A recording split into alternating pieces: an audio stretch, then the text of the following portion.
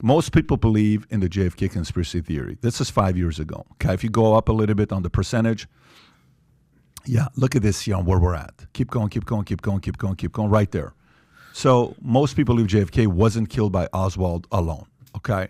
61% don't believe it. And by the way, it's no difference between male or female, 62 and 60, okay? 56% of white believe others were involved, 72% of Hispanics, 76% of African Americans, college grads, 52%, no college degree, 65%. So the ages, 60, 62, 60, it doesn't matter. Republicans, identical. Look at that. 60 or 71. Independents think it's even more. So independents are saying, no, I think it's even more. Look at Clinton and Trump. Democrats, a little bit less, that somebody else was involved. Trump, a little bit more. So this has got nothing to do with politics. People on both sides are sitting there saying, something happened here. Why do we not know about it? Now, here's a question for you. Behind closed doors, the people that are protecting this story, okay, that want it to stay the way it is, which is, hey, one bullet, the magic bullet, it's what happened. We got to stick to, let's stop talking. Guys, can you guys stop doing these meetings and these events? Like, you're bothering us a little too much. You're pain. Why do you think it's necessary for us to know who did this and who was behind this? Why is it necessary for us to know? Why should we know? Why shouldn't we just move on? Well, I believe it's important to know from the fact that I don't think we've had an honest democracy since. And what this has done, as you can see right there, I don't know if you probably have another graph of this. The public's belief in what the government is saying when JFK took office was something like 75%. All right. Today, it's in the 20s. And if you look at the graph, the single year biggest drop was 1964, when the Warren Report was issued.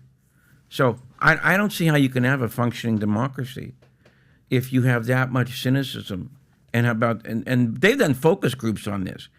And an unbelievable 90% of the public believes that Kennedy's assassination caused a period of depression and cynicism to take over the country that had not really existed before. I mean, I'm sorry, Jim. I didn't mean to cut you off. No, go ahead. I mean, anecdotally, that's exactly what we heard when we were talking to people.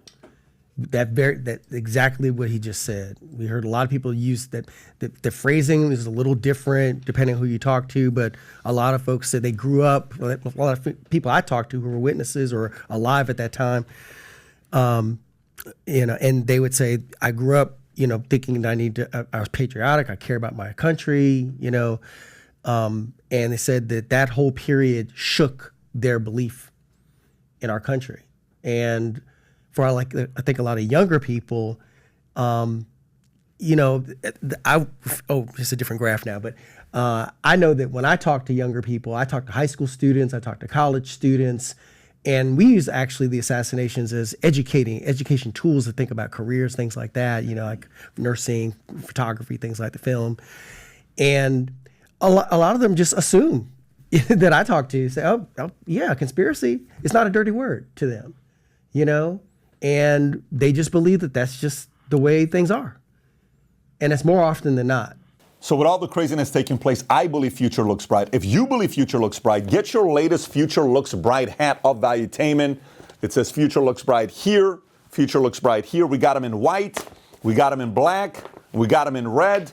Our black on black sold out. These are about to sell out. If you haven't ordered one yet, we had a person in Michigan, bought one, then he bought three. Then when those 3 people weren't in the office, they had to order 58 of them because people wanted the Future Looks Bright hat, especially during times like this, because ain't nobody saying Future Looks Bright. To order your Future Looks Bright hat, click over here. And to watch the entire podcast, click here. Take care, everybody.